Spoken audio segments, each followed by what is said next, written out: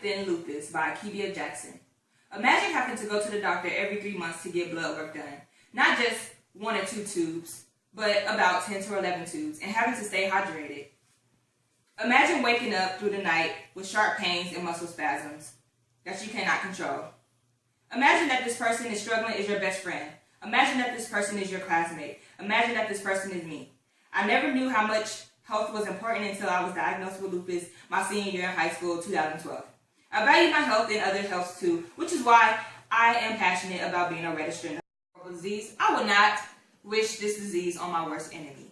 Today I will notify you about the problematic issues of the disease.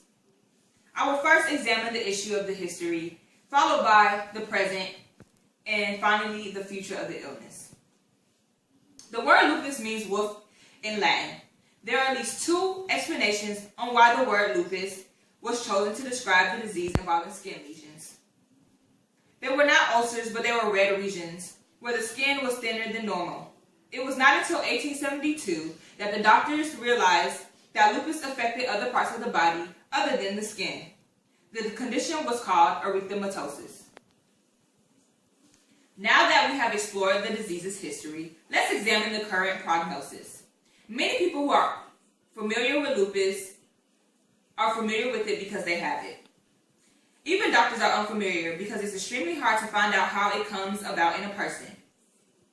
Even though lupus disease is hard to be diagnosed with, it's known to be found in both sexes, but more in females than males, around the ages of 15 to 44. People could have this disease for several years and not know that they have it. Researchers point out common causes, but it could also be more to these common causes that are still being researched today. Current prognosis, we finally examined the future. The most important obstacle with lupus is learning how to cope with it in your daily life. The first step is in taking your medication as it is prescribed. People should reduce their stress levels and maintain a normal pace on a daily basis. Help from family and friends are helpful too, and also talking to your doctor and getting more information about learning about your type of lupus or the stage you are in is an advantage you should use. In conclusion, a person dealing with the fact that they have lupus is not so pleasant. We are living with something that not only society, but even professional doctors cannot fully explain. If we do not know about our disease, we will be confused for the rest of our lives, especially when there's no cure. Taking precaution is the key. The sooner the researchers are allowed to go further with different studies, the closer society will be closer to finding a cure for lupus as well.